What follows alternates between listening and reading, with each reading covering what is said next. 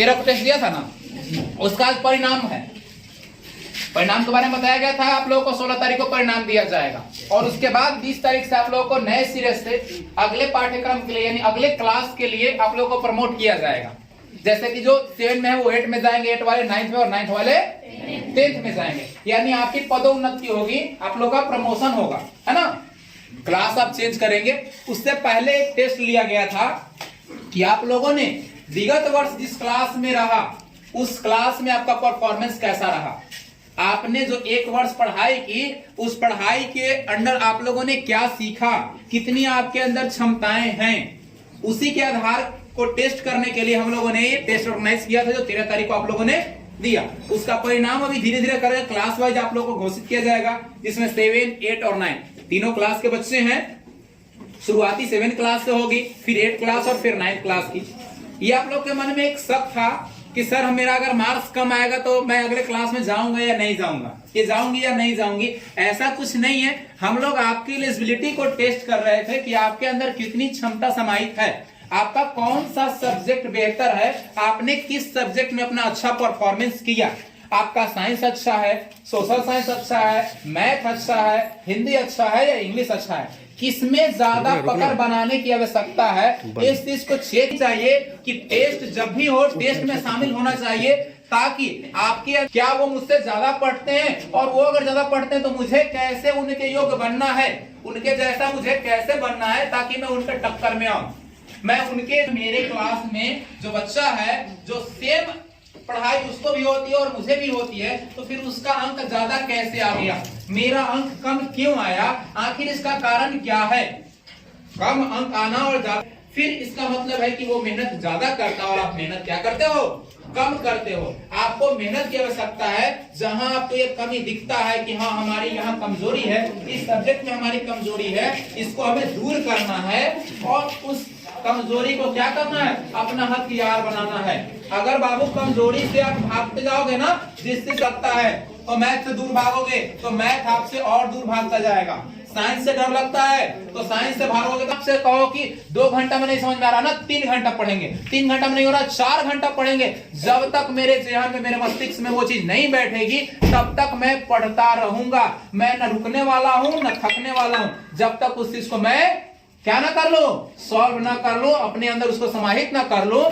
यही उद्देश्य लेके हम लोग ये चीज ऑर्गेनाइज किए हैं, ताकि कहीं किसी तरह से आपके अंदर कोई कमियां ना रहे। जैसे ही आप लोग नए क्लास में प्रमोट होंगे, आप लोग भली बात ही जानते हैं कि यहाँ हम लोग का मूल उद्देश्य है आपको बेहतर शिक्षा देना, बेहतर मार्गदर्शन देना, डिसिप्लिन देना, संस्कार और सभ्यता का ज्ञान देना। सिर्फ शिक्षा ही प्राप्त कर लेने से, सिर्फ किताबी ज्ञान होने से कोई इंसान नहीं बनता है। इंसान बनने के लिए उसे सामाजिक ज्ञान होना चाहिए, सांस्कृतिक ज्ञान होना चाहिए, और नॉलेज तो पुस्तक की होनी जरूरी है ही।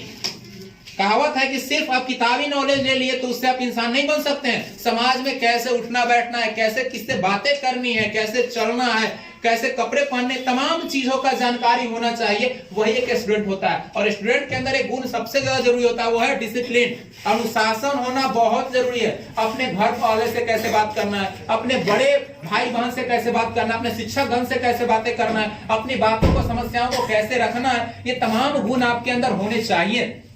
और इन तमाम पहलुओं पर हम लोग लेके अपनी विषय वस्तु को आगे बढ़ते हैं, आपके अंदर आपकी क्षमताओं को उभारते हैं, आपकी कमियों को दूर करने का प्रयास करते हैं। यथासंभव प्रयास रहता है कि जो आपकी, जहां पे जो आपकी समस्याएं हैं, उन समस्याओं को हम लोग पकड़ें और उस समस्या का निदान करें, ताकि उम्मीद के साथ कि मेरा बच्चा और बच्ची वहां बेहतर करेगा, वो उस उम्मीद को खड़ा उतरे, आप लोग भी और हम लोग भी। जैसा कि आप लोग सभी लोग जानते हैं, हमारे परिणाम सुपर 30 के रिजल्ट इतने अच्छे क्यों होते हैं, क्योंकि इसके पीछे आप लोग का ही मेहनत होता है और हम लोग का ही मेहनत होता है। आप लोगों को क्या चाहिए, रिजल्ट चाहिए। आपके गार्जियन को क्या चाहिए, रिजल्ट चाहिए। हम लोगों को क्या चाहिए, आपको अच्छे तरीके से पढ़ाना, जो कि हम लोग पढ़ाते हैं, और उसी का बदौलत परिणाम सामने आते हैं। तो आप लोग का भी ये उद्देश्य बनता है कि मुझे जिस सब्जेक्ट की पढ़ाई होती है उस सब्जेक्ट की पूरी पकड़ होनी चाहिए, पूरा चैप्टर का सॉल्यूशन हमें खुद से करना है। अगर नहीं होता है तो जो क्लास टीचर है जिस सब्जेक्ट के, उनसे उस प्रॉब्लम को आपको बताना है ताकि वो समस्या ना रहे। जैसे कि ज्यादातर मैं फोकस करूंगा जो इस बार 9th से 10th में जाने वाले बच्चे और बच्चियां हैं, उनको ये उद्देश्य होना चाहिए कि अगर मैथ का एक चैप्टर समाप्त होता है, साइंस का एक चैप्टर समाप्त होता है, सोशल साइंस का होता है, हिंदी का या किसी सब्जेक्ट का होता है एक चैप्टर समाप्त, तो उस चैप्टर का पूरा निचोड़ बनाएं, उसका नोट पॉइंट खुद से चैप्टर को जब क्लास में चैप्टर पढ़ाई हो जाएगी उसका बेसिक जो होगा पॉइंट वो लिखवा दिया जाएगा, क्वेश्चन सॉल्व करवा दिया जाएगा। उसके बावजूद भी वो बुक को लेके बैठे, उसके इंपॉर्टेंट पॉइंट को अंडरलाइन करें और उसको अपनी एक कॉपी में नोट करें। इससे फायदा क्या होगा, आप लोग भली भांति जानते हैं कि बिहार बोर्ड के नए गाइडलाइंस के अनुसार 50% ऑब्जेक्टिव और 50% सब्जेक्टिव कर दिया गया है। तो जितनी आपको सब्जेक्टिव की जरूरत है उतनी ही ऑब्जेक्टिव की भी जरूरत है, दोनों में आपको नंबर लाना जरूरी है।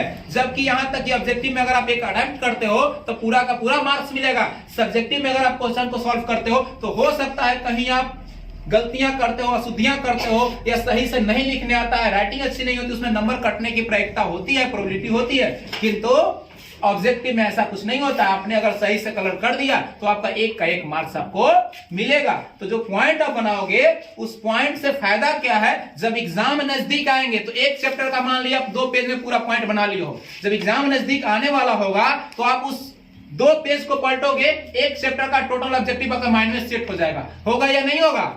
अगर वो पॉइंट आप बनाए हुए हो और एक चैप्टर खत्म होता जा रहा है, पॉइंट बनता जा रहा है, तो प्रेशर नहीं पड़ेगा, आप पे लोड नहीं पड़ेगा। अगर आप सारा छोड़ते जा रहे हो, सिर्फ क्वेश्चन सॉल्व किया बाकी सबको छोड़ते जा रहे हो, तो अंत में जब एग्जाम रहेगा तो आपके ऊपर प्रेशर ज्यादा होगा, क्योंकि एक किसी लेसन को आपको समाप्त नहीं करना है, आपको पूरे पुस्तक को लेकर चलना है। साइंस हो, आर्ट्स हो, मैथ हो, हिंदी हो, संस्कृत हो, इंग्लिश हो, सभी पुस्तकों को लेकर चलना है, तो प्रेशर ज्यादा होगा, समय कम होगा। इसलिए आप लोगों को ये हम लोग बताते हैं कि आप लोग पहले चैप्टर से ही, जब पहली चैप्टर समाप्त होती है तो उसका पूरा का पूरा निचोड़ आपको होना चाहिए। देखें तो परिणाम को हम लोग शुरू करेंगे, पहले 7वें क्लास से शुरू होंगे, बारी बारी से बताया जाएगा किनका कितना मार्क्स आया है। और जो जैसे कि टेस्ट लेने से पहले बताया गया है कि एक कोचिंग टॉपर होंगे और 3 क्लास टॉपर होंगे। क्लास में फर्स्ट, सेकंड और थर्ड माने जाएंगे। 7th क्लास में भी वैसे होंगे, 8th क्लास में भी होंगे और 9th क्लास में भी होंगे। और वो तीनों क्लास का एवरेज जो सबसे ज्यादा मार्क्स लेके आएगा, जैसे मान लीजिए एक में 70% आया, एक में 80% आया, एक में 82% आया, तो तीनों का एवरेज निकाला जाएगा। जो सबसे ज्यादा मार्क्स लाने वाला होगा वो कोचिंग टॉपर होगा और सभी लोग को यहाँ पुरस्कृत किया जाएगा। और ऐसे हम लोग शुभकामना देंगे कि आप लोग कोचिंग नहीं, बिहार टॉपर करो, क्योंकि हमारा लक्ष्य है बिहार टॉपर बनाना और आपका लक्ष्य है बिहार टॉपर होना। तो हम लोग उस लक्ष्य पे खड़े हैं, आपको भी उस लक्ष्य पे खड़े होना है। तो आज का कार्यक्रम शुरू किया जाए।